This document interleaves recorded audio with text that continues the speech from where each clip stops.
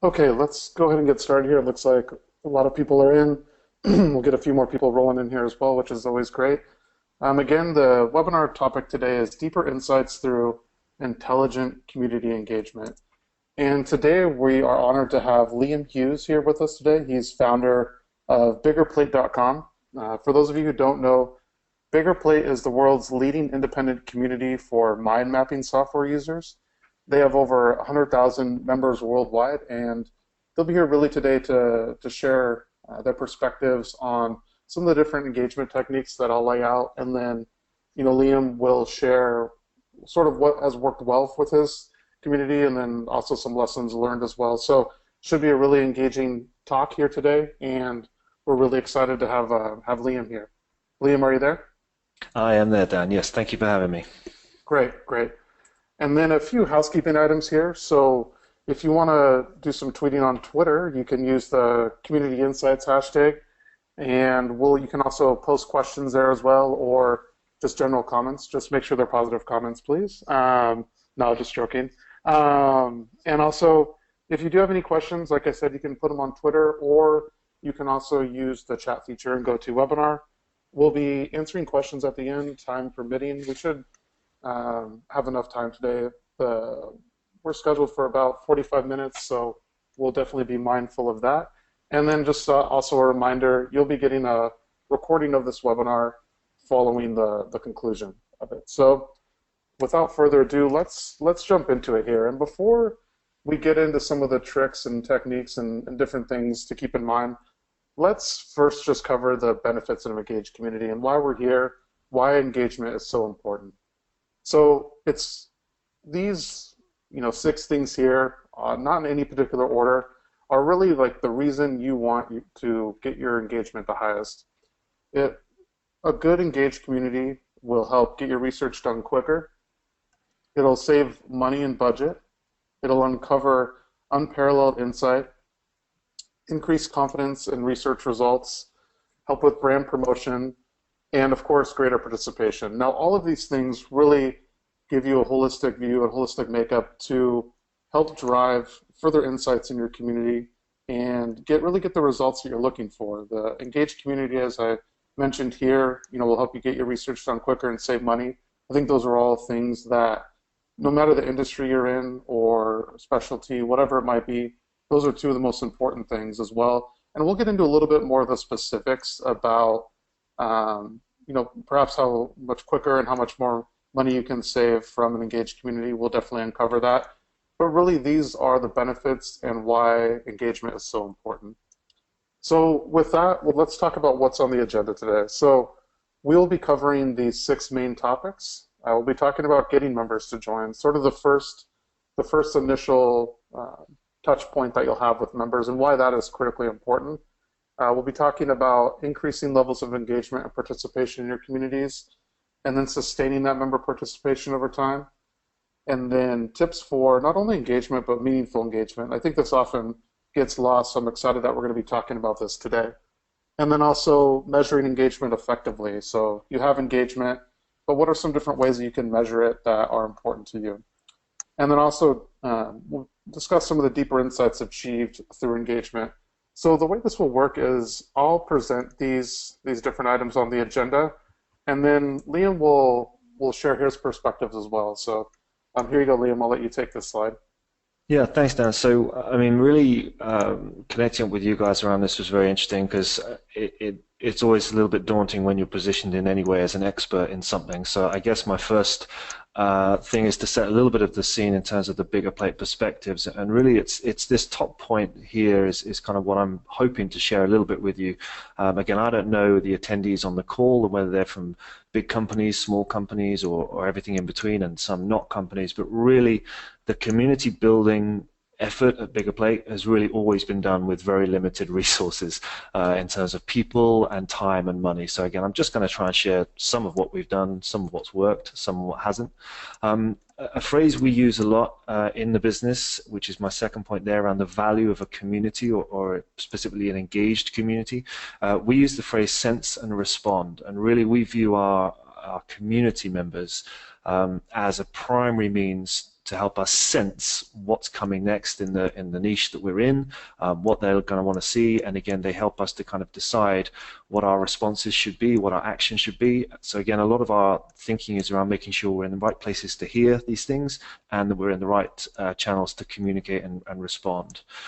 So then, as I say, I'm just going to try and share a little bit of kind of what we've got wrong or what we've sometimes got right-ish.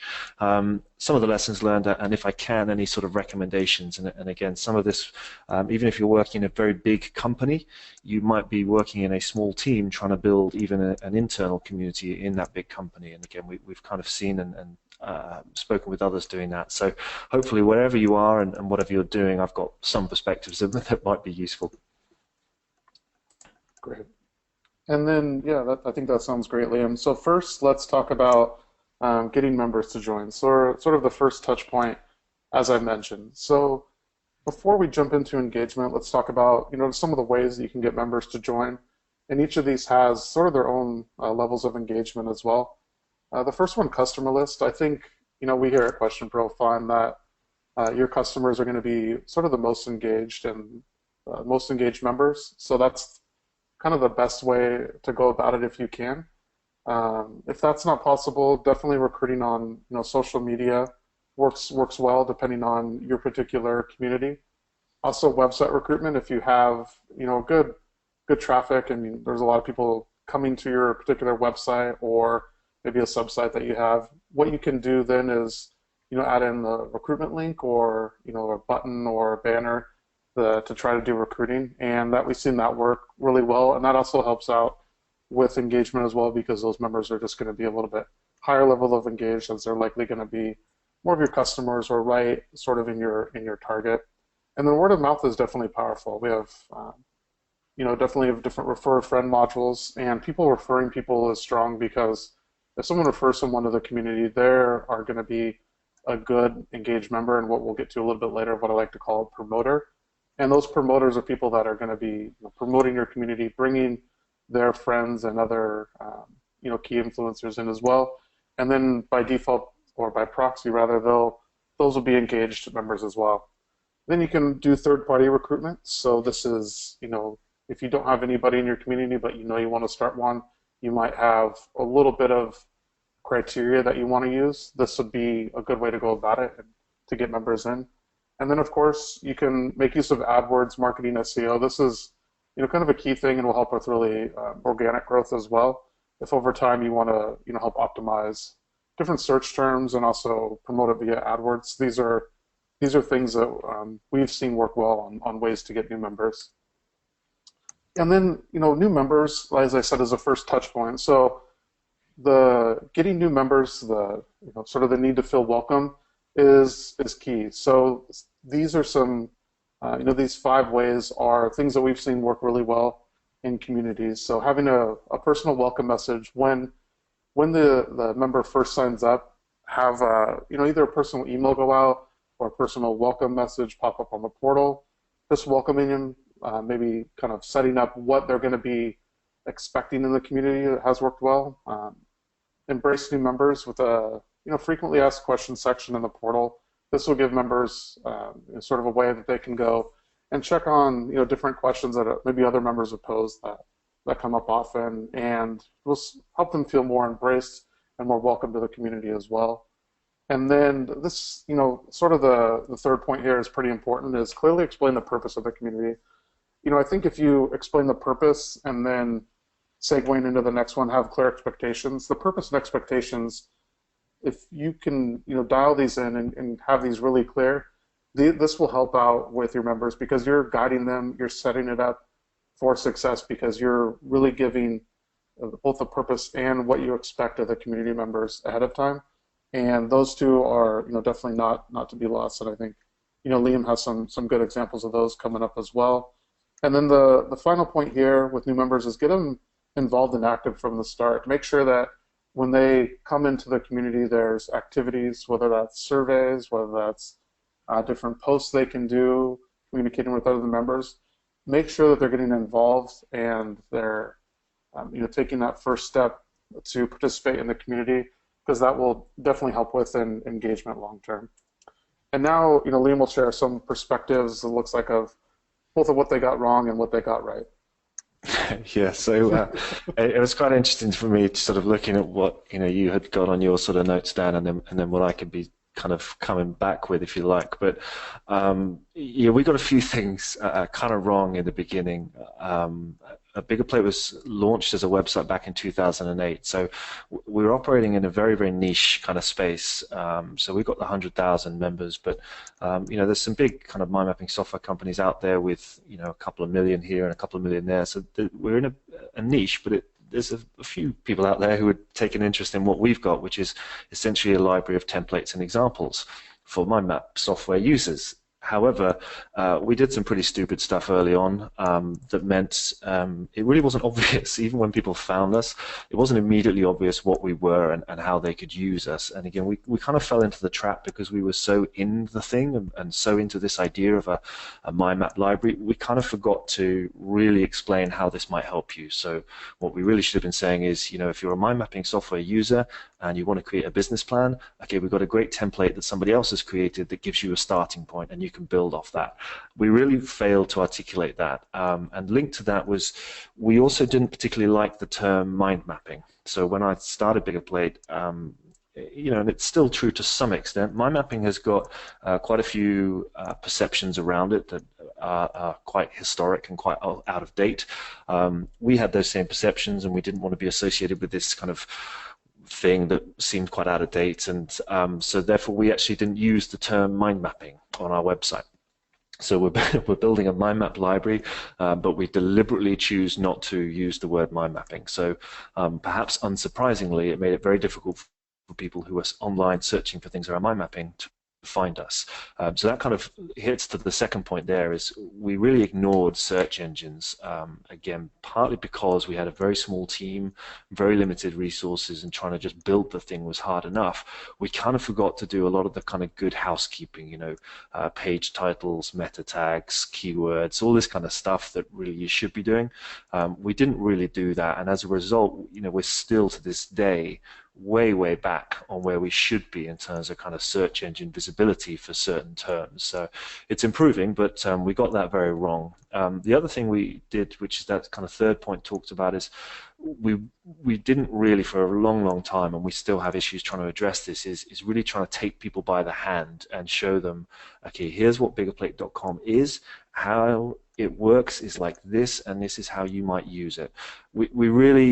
We made a lot of assumptions, I think, and this is probably the biggest learning for me overall, is we really assumed it was obvious, and we assumed people would get it. And really, I think no matter what your community is, no matter how expert your users might be, you should kind of just not take any of this thing for granted. So we have to try and take people by the hand a little bit more and explain it.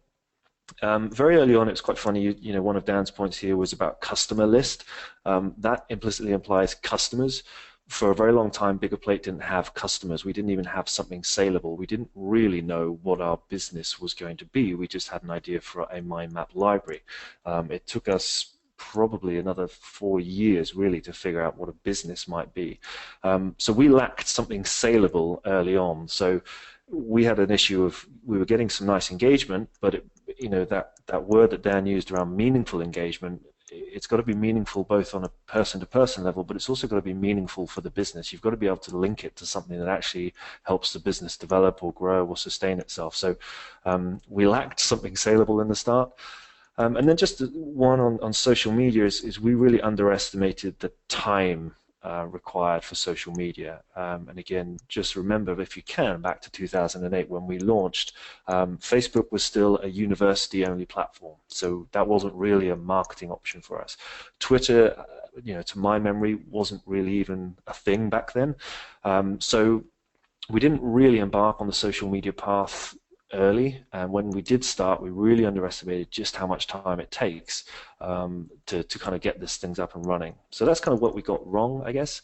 What we got right-ish, Bigger Plate, and I don't know whether there are any Bigger Plate members in the attendees today. If you are, let yourselves be known. That'd be quite nice. But we feel we got our community tone and personality right and consistent from day one. So somebody who's been with Bigger Plate since that early days will probably, or hopefully, attest to the fact that by and large we have the same tone and personality as we've always had, and from day one that seemed to be a tone and a personality that people kind of quite liked, and it was just friendly, it was helpful, and perhaps because we didn't have anything saleable, it meant we didn't ever come across as salesy. It's kind of hard to be salesy when you've got nothing particularly tangible to sell. So that was something we think worked well, and slightly playful, slightly silly sometimes, again, appropriate for what we're doing, not always appropriate for everyone else.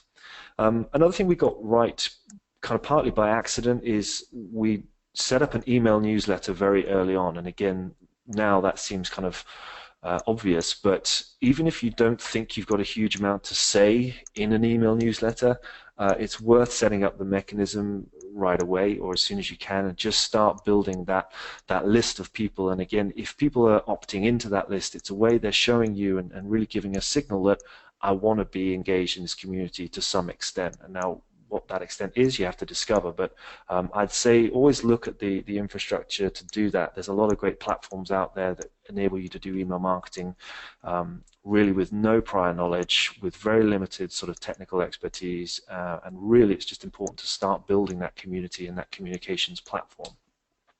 The other thing we kind of did get right-ish in the end was the choices we made in social media. We chose the platforms we wanted to use with purpose. We didn't just do it because everybody else did. I was very resistant to use Twitter, for example, because I just didn't get it. I didn't see the point of it, but I was looking at it through a personal lens as opposed to a business lens. I'm now having the same battles with Instagram, which to me is the most inane of the social media platforms. But I've kind of been pushed into it by the team here who say you've got to be in these spaces, and really I should have learned that lesson before. So we try and choose our platforms carefully, and we have resisted, although not always successfully, we resisted just trying to be everywhere, because the more of these platforms you use, the more you've got to maintain them. And again, if you're a small team, limited resources, that gets pretty time consuming pretty quickly. So that's what I've got right. Again, kind of touched on, hoping this is going to click through in a second.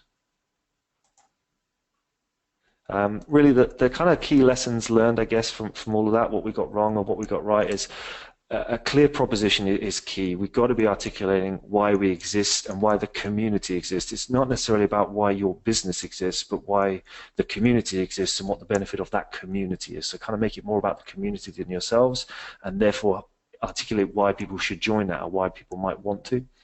Again, kind of, I guess it's kind of considered business 101, but maybe think more in terms of benefits to users as opposed to the features of your community. We were very clear about the features. You can upload a mind map. People can download a mind map. You can search for mind maps. What we didn't really articulate was the benefit, which is you can save time in creating complicated mind maps, perhaps. The welcome process, again, we didn't get that very well. We have a phrase here that I always tried to kind of plan for Gran, and that was really a way to remind myself I should be trying to think about a website that's easy enough for my granny to navigate, which, as I'm sure everyone can associate with, is not necessarily that easy. Assume nothing is clear, no matter how informed you think your users are. Always just take a step back and assume it's unclear. And again, another area we didn't do brilliantly was articulating what that next step for a user was. So understanding what the next step you want someone to take is very important, and letting them know is even more important. The thing I touched on earlier in terms of search engines, again, that was a real lesson learned for us. We still struggle to do it. It's still sort of good housekeeping that we don't get around to very often. We have a team of 7 here, only 2 of which actually work on the website. The rest is kind of marketing and service delivery. So think and write in keywords. Dan mentioned FAQ, and I think for a lot of people, sort of frequently asked questions and help stuff is kind of a nice to have, and yeah, we'll get to that one day. But it's a real kind of 2 birds with 1 stone situation. These FAQ articles, they have search engine value. If you're answering questions that people are searching for, and you're using the keywords, that has some search value. And then the thing we did do very well early on was actually link building. And that's kind of getting other relevant websites to link to your community and tell other people about it.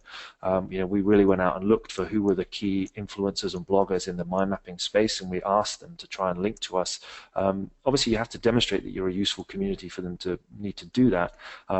But link building in that way is, by its own right, sort of community building at the same time. So my kind of tips in social media is start small. Don't try and be everywhere at once. Choose your channels wisely. And the final one really is plan for silence.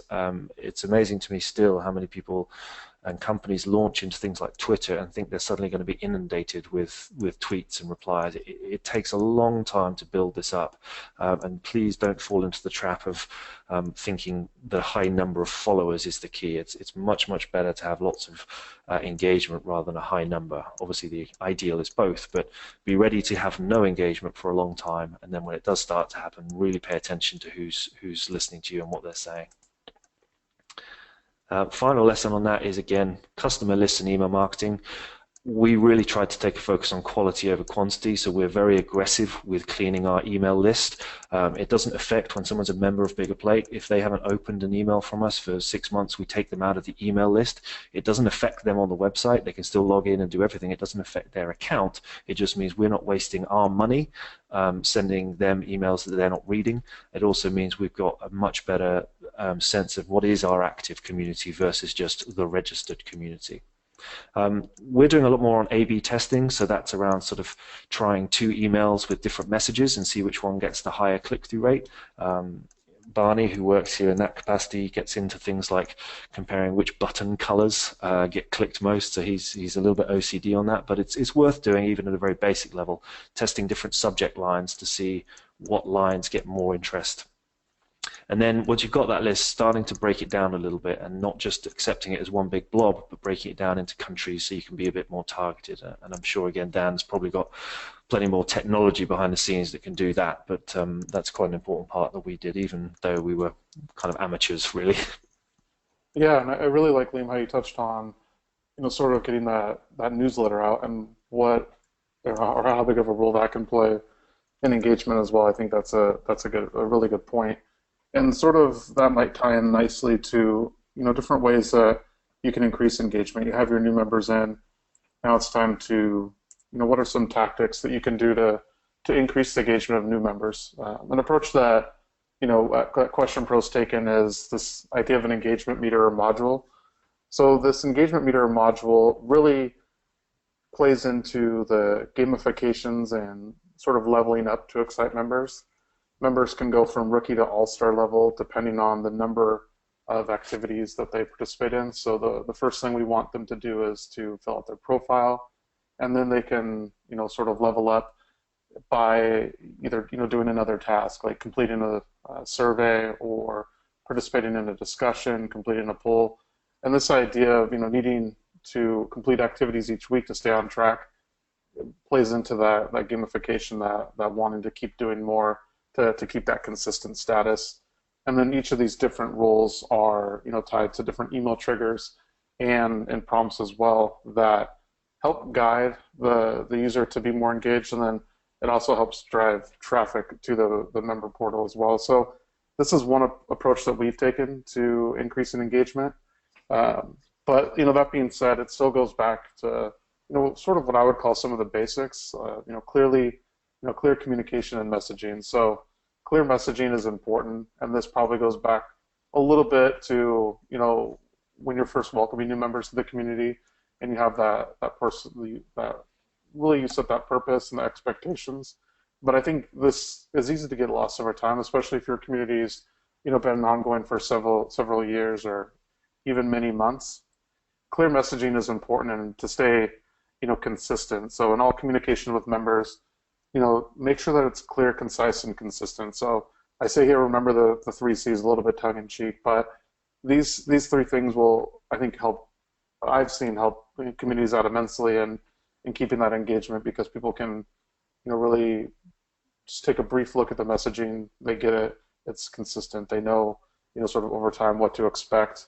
And this should be done in emails, announcements, invites, anything that helps sort of, foster and promote your overall message and set some engagement in your community, should be, this clear, concise, consistent. I think, over time I've seen, a lot of messaging and email invites and so forth to different things, and even in some posts that the messaging is just, it's either, too vague, way too long. So if you get those 2 things, people just aren't going to read it, or they might read it, but it doesn't excite them to want to take that next step. So, kind of back to basics here a little bit with clear messaging and communication. With that, these are 5 points that we've seen help boost engagement, and these are things that are a little bit sort of what you should have planned out ahead of time, but it's always good to touch on these again. It's having a clear and well thought out point system. So one of the ways that you can help increase engagement is another thing that we've done here is sort of have points tied to different activities, whether that is completing a poll or uh, filling out a topic or the idea board. All these things are tied to points that then your members can use, or they collect these points and then they can redeem for different rewards that you would set up. So um, that ties in nicely to the next one. Make sure rewards match up to the makeup of your community. Sort of, who's in your community? What are they going to be excited about? What rewards are they going to? What rewards is going to excite them? A community of older, let's say older females, is probably going to have a different set of rewards of incentives that they want, rather than community of millennials. They're probably two different groups. So make sure that the rewards match up to your community, and then have regular surveys and activities at scheduled times. This will help promote, so they know, hey, at this time on this day, I know that there's going to be this activity that I can participate in or that I can do. And this goes back into clearly communicating this and being consistent with it as well. And another way to boost engagement, we touched on this a little bit earlier, is get members to invite friends to the community. A little bit later, we'll get to sort of the stages of different members, but when you can get members to invite friends, those are going to be your more engaged members. And then when those friends come into the community, it's going to give you a good sort of rush of engagement as well. And then create a clear sense of pride and exclusivity of the community. Make it seem like it's something really, really important, something that people want to take part in, that they get that good intrinsic feeling when they take part in the different activities and are a member of this exclusive community. And Liam, I know you'll touch on a little bit of this as well, but we keep starting with what you got wrong. We need to hear more about what you got right, I think. But I like this too. It's a good lesson. So we got a lot more wrong than right, I can promise you. I don't. Yes.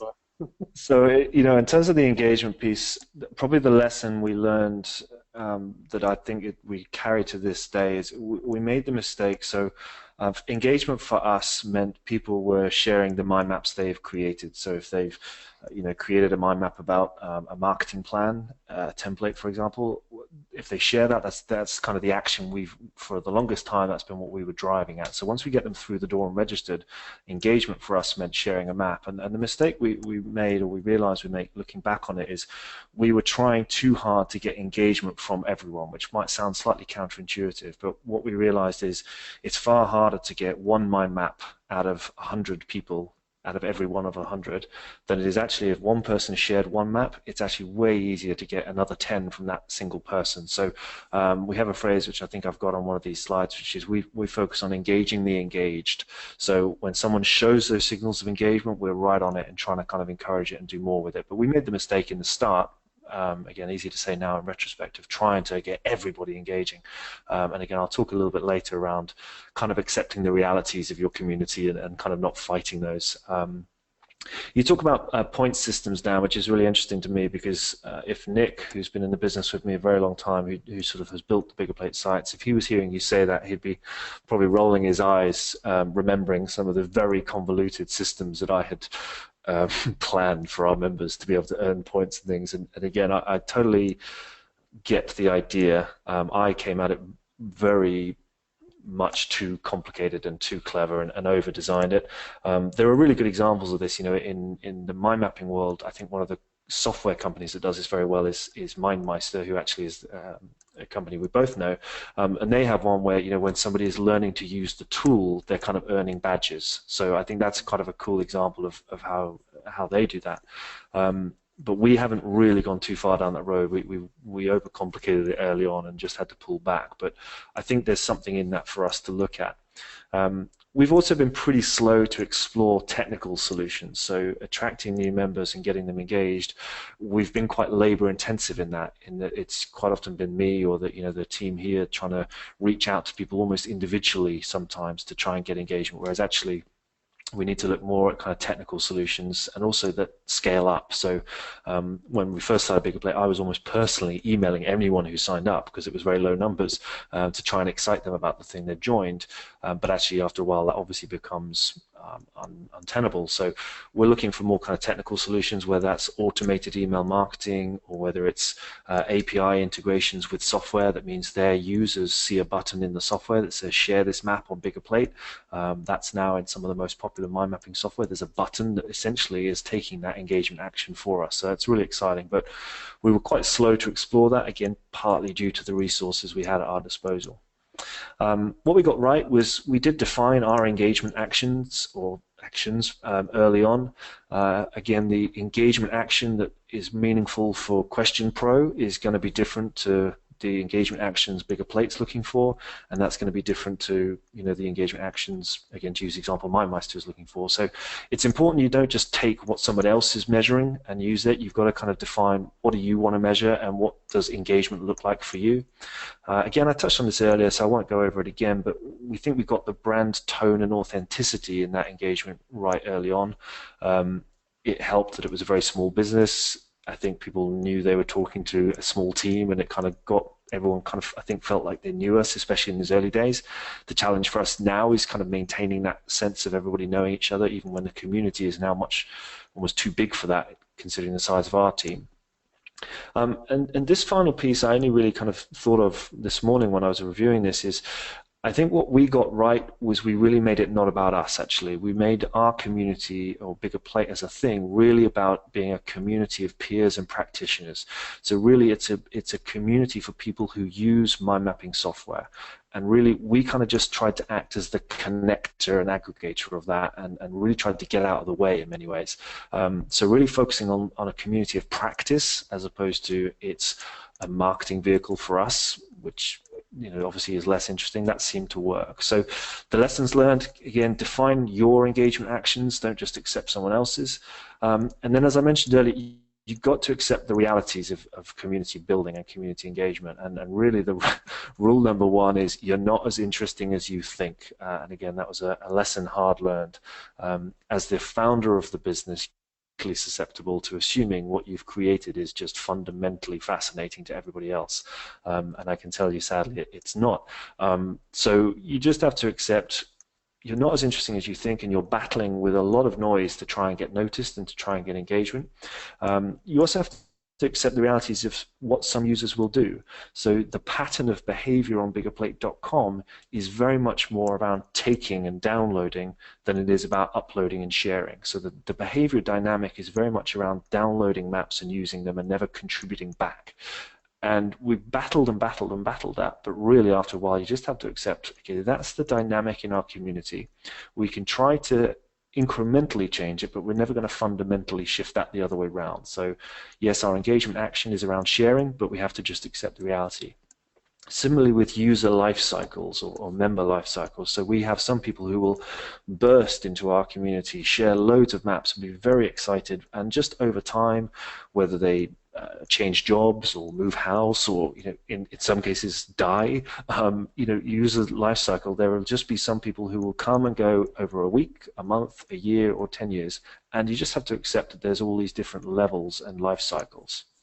As I said earlier, engage the engaged. I'm very confident in any of the communities that your attendees are running. If they focus on the people who are already showing interest and engagement, if they focus on them instead of trying to get everybody to engage the same, they'll get much better results. Engage with the engaged people and don't worry too much about what happens around them. You kind of can create a little, if you can make the wheels spin fast enough with a small group, I genuinely feel it creates a kind of gravity that eventually pulls other people in. People like to see a busy community. So even if it's a busy community of 5, that's more attractive to someone than a quiet community of 50. And then my personal lesson was to test and learn quick and cheap. And again, don't design very convoluted systems until you've tested the fundamental principles. So that was a lesson I've learned several times. I'm still learning. Yeah, I think so I that's think great. Yep. I think that's great. The sort of the lesson learned there, and don't overcomplicate things in the beginning, and really just focus on the engagement. And I like also what you said about having a more engagement from a smaller group rather than having a large group with little engagement. I mean, that's you're going to get more out of that smaller group. So definitely good words there. And then we'll jump into a little bit about sustaining member participation. So what you can do to help keep this up over time. And this is what I want to talk about, some of the different member stages. So the idea here is you want to take members from new members to promoters. So when members first come in, pretty simple, they're going to start out as new members. Then we'll move to what I call a participant. They'll do a little bit of activity here and there. They'll log in to kind of see what's happening. And then if they do even more activities, they'll become an active member. And your promoters are your sort of your bread and butter. They're the ones that are going to be deeply engaged. And as I mentioned before, they're going to be promoting your community.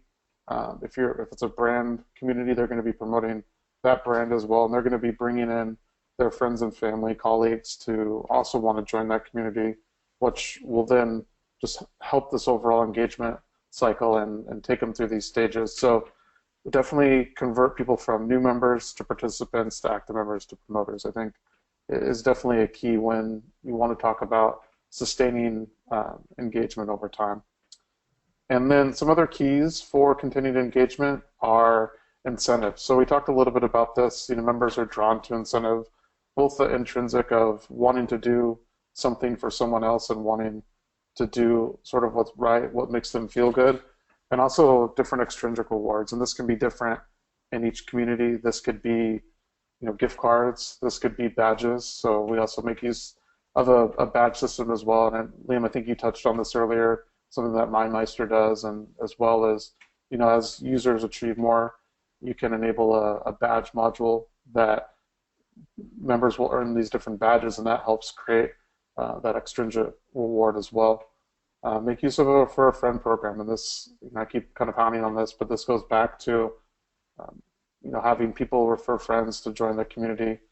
And also with engagement is don't be afraid. I say block troublemakers or people that aren't participating or are always participating but maybe are causing trouble. Just because they are engaging in the community, make sure that it's relevant and it's helpful for everyone, and they're not just sort of trolling in your posts or in your idea board or whatever it might be. Don't feel free to block those troublemakers, and then playing more into the gamification aspect of it as well. If that's using the engagement meter, if that's using badges, if that's using points, or if that's using different tactics or tools to help people feel like they're getting further along in that life cycle, will definitely help out with that sustained engagement. And then Liam will jump into some of the lessons that you learned here with sustaining engagement. Yeah, I mean, the main sort of advantage I guess we had in terms of sustaining engagement was really our whole community was based on content created by the community. It's kind of referenced a couple of times as YouTube for mind maps, which is both sort of blessing and a curse, because if your community doesn't share any content, then essentially the engine in the middle is stalling. But really, if you can focus on content, quite often community comes around that. So if you can create interesting content of your own, whether that's just blog posts or there's a guy in the mind mapping space who does a monthly or weekly newsletter where he just points people to other articles on the web that are interesting to mind mappers, and he's got a great following around that, and it's just putting content together. And even better, if you can come up with ways to get your users feeding your content factory, your content engine, then that's even better. One of the phrases I stole from my girlfriend's company because I kind of liked it. I realized we've been doing this for years, but we never had this phrase for it. Their company talks about heroing the customer. They really try and make their customers the heroes of their success. And we've been doing this, again, not everyone is a customer of Bigger Plate. Some of them aren't paying us any money. They're just members of our community. But if you look at our Twitter feed and things like that, a huge amount of it is praising publicly other people for doing the behavior we want to see. So when somebody is sharing maps and we know they're on Twitter, we're tweeting them and saying, hey, check out this great map that Dan has shared on Bigger Plate about this subject. Thanks, Dan. This is brilliant. So lots of praise. Again, if you can replicate that for your community, really make those, even if it is that small group of engaged people, really let them be seen and be known as the key people. And similar to that, get to know them. Again, I used to do a huge amount of one-on-one Skype calls with anybody who took an interest in Bigger Plate, just so I could get to know who they were. And again, that sense and respond thing, by hearing what they were interested in and what interested them in Bigger Plate, I can understand better what we could or should be putting out there more. So public praise and recognition, and as it says there, showcase their expertise, not yours. Bigger Plate may be one of the biggest kind of resources for mind mapping, but there are people out there who know so much more about a particular software or about mind mapping as a whole. So again, we've tried to avoid ever saying we are the experts in mind mapping. What we've tried to say is we have access to all the experts of mind mapping, and we'll help you find them. Tell us what you're interested in, we'll point you in the right direction. So showcase other people's expertise, not your own. It's very easy to make it all about you, but again, that's something I sort of suggest trying to flip on its head a little bit.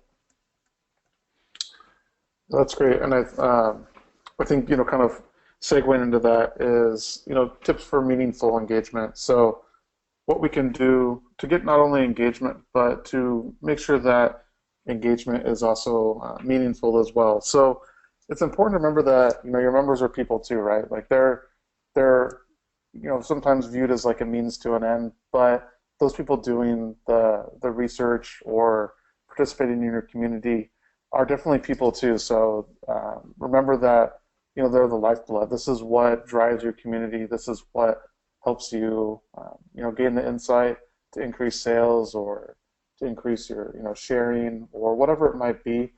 This is the lifeblood. So take care of them, treat them like you would want to be treated, so to speak. See what motivates them.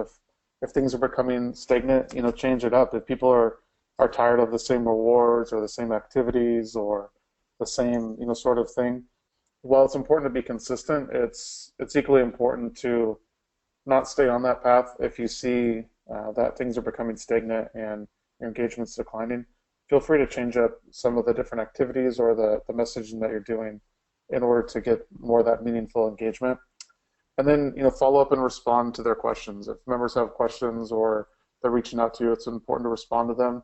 Preferably, we've seen within 24 hours is good. If it's about a particular reward, you want to try to do it sooner because people are really want quick answers to those those sort of questions as well. So these are all things that to remember with meaningful engagement, and remember that you're in the driver's seat.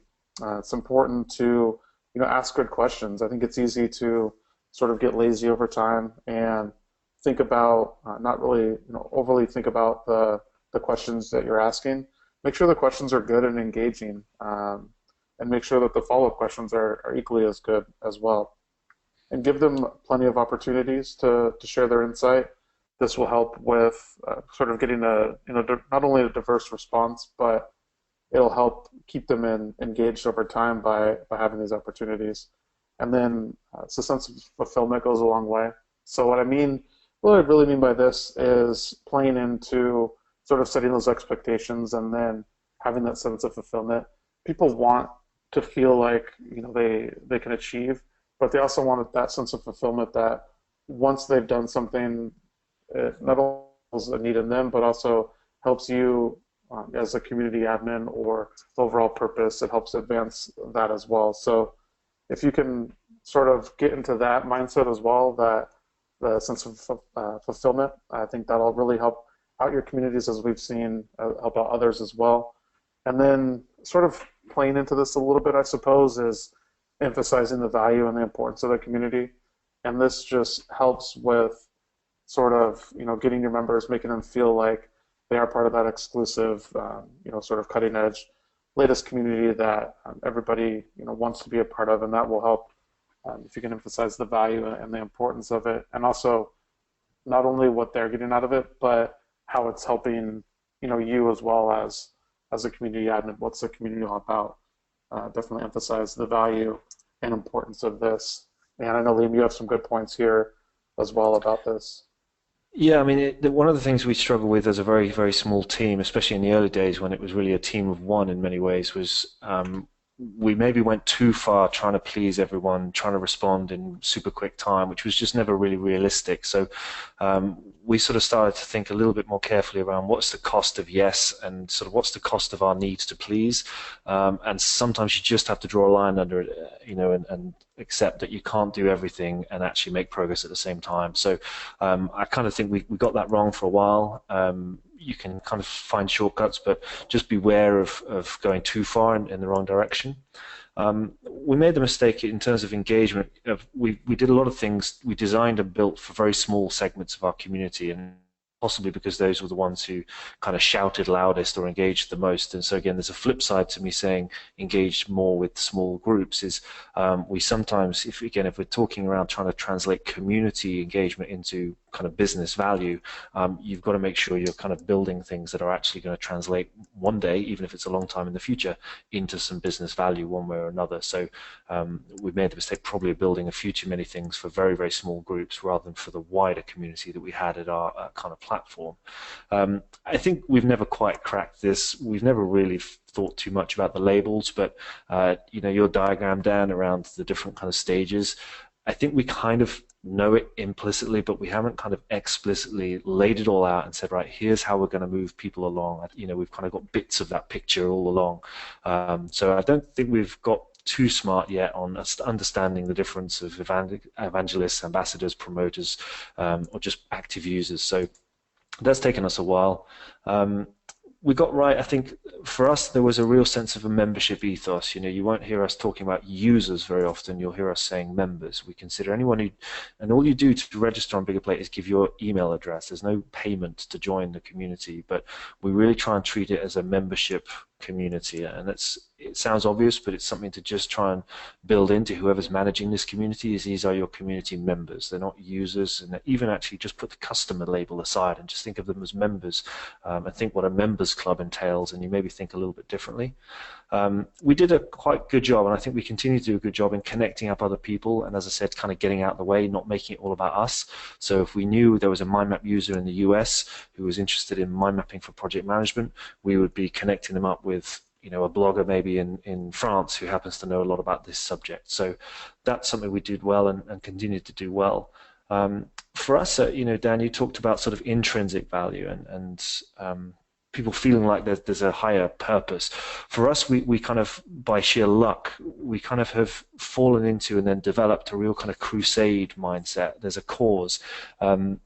Lots of people who are using mind mapping software, they feel quite isolated, and in particularly big companies, quite often there's this feeling that I'm the only person in this company who uses these type of tools. They're really powerful, they're really good.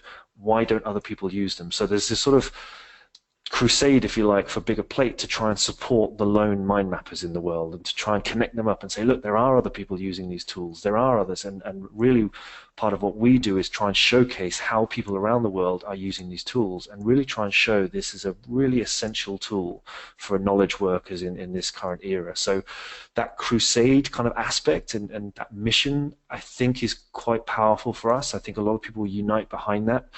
So that's really valuable for us.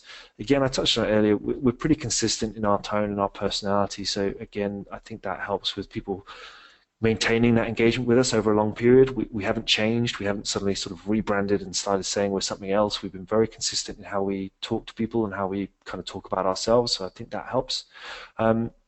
Not very cost effective, but we've also engaged in a lot of offline activities. We have Bigger Plate Unplugged, which is our conference that we host. So this year it was in March in New York, and prior to that it's been in London, Paris. So we've really tried to go where our users are and just host these kind of small conferences. We have something else called Brunch Club, which is really, it's a customer forum for us. We hire a meeting room for no more than 10 people. There's no charge, and anybody really from our community can come along and just kind of tell us what they're doing, and we'll share what we're doing. So we've kind of married up our offline and online activities, and you learn a lot when you're sat opposite someone in a room. You guys do these very, very powerful surveys, but you probably know better than anyone that people don't necessarily think as hard as you might like, and sometimes a survey you can't ask enough follow-up questions to get to the meat of the matter. So actually getting offline and kind of going to where these people are makes a big difference. So the lessons learned for us, there's a phrase which is go to the jungle. The CEO, I think he's former CEO now of Saatchi and Saatchi, a guy called Kevin Roberts. He wrote a book that I loved when I first sort of started out, and he had this phrase which was, if you want to see how a lion hunts, you don't go to the zoo, you go to the jungle. So again, it's kind of about going and meeting users and members on their terms. So if you want to engage people, don't assume it all has to be on your turf. So go to the jungle, go where they already hang out and engage there in that community. Be an active part of other communities before you start trying to make everybody part of yours, I think. So connect others and get out of the way. Not all engagement has to be on your turf. Some of our best engagement is in Facebook groups and things like that, and that's very powerful. And similarly, you should look out for kind of the other specialist groups around your area. Think about, is there a cause or a crusade you share? You know, there's a couple of companies here in the UK that are doing really interesting stuff around accounting, and they've really kind of hit this cause and crusade thing on the head by saying, you know, accounting for small businesses is really hard and it's really time consuming. We're going to make it easier for you, and we're going to show you how other people are making it easier for themselves. So if there's a cause or crusade that you can kind of get people behind, that makes a big difference. And then there's a balance thing, and this is kind of, the customer is not always right / telling the truth. Yes, you can listen to them and you've got to hear them and understand, but don't be afraid to kind of back your own judgment around what's best. And again, we've made mistakes. We've made a judgment that hasn't proven right based on customers saying this would be brilliant. We've built it and no one's used it. So, you know, there's always a balance around kind of listening to customers, but also trusting kind of your own strategy and your own data as well. Customers might say one thing, but their digital body language on your website might tell you something totally different. So again, using things like Google Analytics, a free tool to see how people are using your website, can be really, really powerful. Great, yeah, and I think, you know, we have engagement, and it's important to also think about, you know, how can you measure that engagement? What are some of the different approaches that you can take as well? I mean, you need to measure, obviously, you know, what gets measured gets managed, a famous quote. So we need to measure some of these things as well. And there's a few different ways that you can go about it. And a combination of these benchmark over time, I think, is key as well. And you can see, that way you can see easily if your levels of engagement are going up or down, and then you can sort of hone in on some of the different areas. But sort of the classic example is the different response rates you're getting on surveys that you're sending out to your members. I know, Liam, you mentioned that, you know, you send out you know, an annual survey to your members, and you get, you know, quite a lot of responses. So that's a good way for you to, you know, measure the sort of some of the engagement level in your community. And I think this is also key to, you know, for other communities as well. You can also have an engagement rating. So in Question Pro, we give you an engagement rating as well, and this is just sort of a percentage of your overall community that is engaged based on a formula. You can also do it on the number of responses to a post, you know, really general, but it helps give you that sense of engagement, especially if you can average that out over time. And then another one is the amount of new members joining. And then sort of a little bit more sort of qualitative approach or subjective is the quality of responses of member input. So, you know, this is a little bit harder, I think, to measure, but you can sort of do it on an anecdotal scale, I think, a little bit, and you know, start to measure, you know, some of the quality of responses and start to benchmark that over time as well. And I know, Liam, you've done a little bit of this, but it looks like you did get some things wrong, but I think you got some things right too. So again, I think the thing we got wrong was we fell into the trap of using vanity metrics. So we really liked that our membership number was going up by X, or we really liked that our traffic this month was Y. And actually, you just got to dig a little bit deeper and make sure you're not just taking the thing that makes you feel good. You've actually got to drill in and really look for the brutal facts. So we got a little bit lost in vanity metrics very early on. You know, it was just nice to see numbers going up, but at the end of the day, you've got to drill in and say what is kind of driving real value for the business. There's another side again, was we got a bit lost in our own measurement at times. So you have all these analytics things at your disposal, and even if you're using things like Facebook and Twitter, those platforms are providing you with more and more analytics for free anyway. So it can be quite easy to lose quite a lot of time just clicking around these things. And actually, you just have to remind yourself, okay, what are the key things I need to know? And again, linking likes to business value is not impossible, but it can be difficult. So you just got to kind of choose your analytics, choose your metrics, carefully, and always try and remember what your kind of purpose is as a business, what's going to mean you're still here in 10, 20 years time, and really trying to link it to that. A mistake we made as well is not reviewing and adapting our, social media is a good example. We didn't review often enough. So we did something and it worked, and we kind of went, okay, let's keep doing that. And we didn't review until sort of a year later and go, okay, that worked for 3 months, but we probably needed to change it sooner. So as it says at the bottom there, measurement and engagement of measurement of engagement is where we're trying to improve the most at the moment. It's probably the area we need to improve on the most. So it's a big area for us. What we got right-ish, again, is we came up with a meaningful profit per metric that kind of linked to our purpose. So for the current period we're in, profit per new member is kind of our key metric. I know that in the next business year, our key metric is going to change actually to profit per active member. So up until now, it's been about growing that community. Going forward, again, this webinar is quite timely. It's going to be much more about active members. So coming up with what your profit per number is, and then making sure all of your activities and your engagement efforts linked to that is quite important. As Dan, as you said, we do an annual industry survey. I don't know whether you can call mind mapping an industry, but we started that 3 years ago, and again, we prepared for silence, and we actually got good engagement, and that's built every year. To the last one, I think we had over 1,100 people fill out a quite long survey. It's not just a quick couple of questions, so that was a really good sign for us. And we think we're quite good at qualitative measurement, so the slightly softer side, the open-ended questions. We pay a lot of attention to that in terms of survey questions, but also in terms of those face-to-face meetings and what people tell us. And we work quite hard to interrogate those answers and those things conversationally, and we debate things and what they mean. So that's quite something I think we work on. So the lessons learned, again, covered it already a bit. Beware of vanity metrics. Find the metrics that matter. Own your niche and provide the benchmarks. This is really what this annual survey is providing for us. Is we're now kind of seen as the benchmark platform for the industry and what's happening in mind mapping. Set up some routines and rhythms for review, whether that's kind of like every 6 months we're going to do a review of what our Twitter output is. We're going to look at the analytics and see is our traffic up or down, or what's happening on the site. And again, always try and remember to link to something commercial. So my best example here is by putting something in and say, if you go and buy Bigger Play e-learning with the code QuestionPro, you save 50%. That's my way of tracking, has this webinar driven some engagement action? That was the best way I could come up with, Dan, of kind of illustrating that point. So link to something commercial.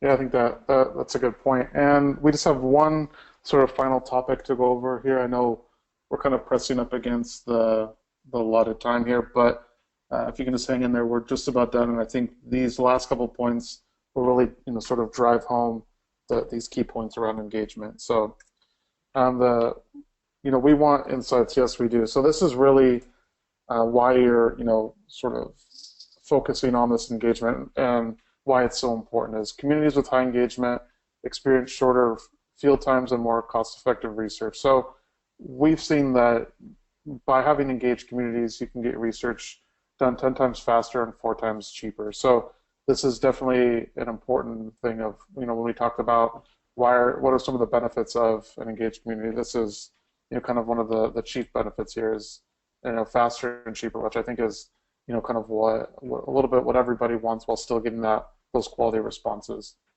And then a more engaged community gets a higher number of responses to both, in our case, surveys and other modules like topics or posts or ideation. And this leads to more ideas and more really insights harvested from your community. And I really use the term harvested there purposely, because you're really planting different seeds. You're helping to grow your community, and then at the end you get to harvest the insights that you get from the process. And then results from a higher number of member each time means your results are more distributed and dispersed as well, which helps reduce bias, which is key in any research project as well. And then Liam, I know you have some lessons learned here on on some of these insights achieved. Yeah, so I think this is kind of my final wrap up, if you like. So I said right at the start that we view community, it's kind of the core of it. So the MindMap library is the core of Bigger Plate, and the community is the sort of the wrapper around that. Really, the community acts as our radar. So this idea of sense and respond as a business, you have to have the means out there to sense what's coming and what's next. You also have to have chosen the right places to respond and how to respond.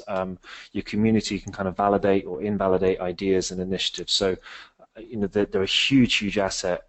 Again, I think, Dan, you've got much more tangible measurement around this, around, time saved, money saved than we would have as a small business, but it's invaluable to us in they provide market insight that we would never be able to get ourselves as a team of 7. So that sense and respond thing is kind of essential. The community insights have value, not only for your team and business, but for others who need it. So I think that's supposed to say B2B there. So again, in our sort of business, we look 2 directions. One is to our member community, and then the other is to our software partners. So we work with all of the leading mind mapping software providers, and our role with them is to try and tell them what the community is saying and also give them visibility in front of that community. So again, if you can build up an active community, that actually has some commercial value. There are things you can charge for or make money out of. So again, you've just got to think around what is the purpose of that community, if you like. And then the final point, again, which is no small task, and I can't pretend we did this by intent. This is accidental, that the idea I had for a website just happened to be something that does have a little bit of a cause and crusade aspect. But if you can find the cause or the crusade within your community or within a community, that's highly likely to drive engagement, more so than anything, especially if you can then take on the role of being a leader and a connector within that community. And as I've said several times, in some cases that means kind of getting out the way, doing an introduction and stepping back and letting the community interact with each other, and don't always try and make yourself the center of that interaction. So that's kind of my parting thought, if you like, Dan. Yeah, no, I think that's great, and that makes a lot of sense, and I appreciate your insights here, Liam. And with that, we are going to conclude the webinar. It looks like we don't have time for questions today, but I promise to take a look at any questions that you posted during the webinar, and I'll do my best to get back to you. And if there's any questions specifically for Liam, I'll of course shoot those over to him as well. Liam, thank you so much for joining us today and providing your perspectives, on your specific community. We really appreciate it. And Thank you very much. Thank you for having me. And it's even through looking through your points, I've scribbled some notes for myself to pass over to the team here as well. So so it works both ways. So that's good. Yeah, no, we'll help each other out for sure. And then if you have any follow-up questions, feel free to email Liam or myself. We're happy to answer any questions that you might have. So with that, thank you everybody for joining. And again, the recording will be available and sent to you as a follow-up as well. So thank you so much.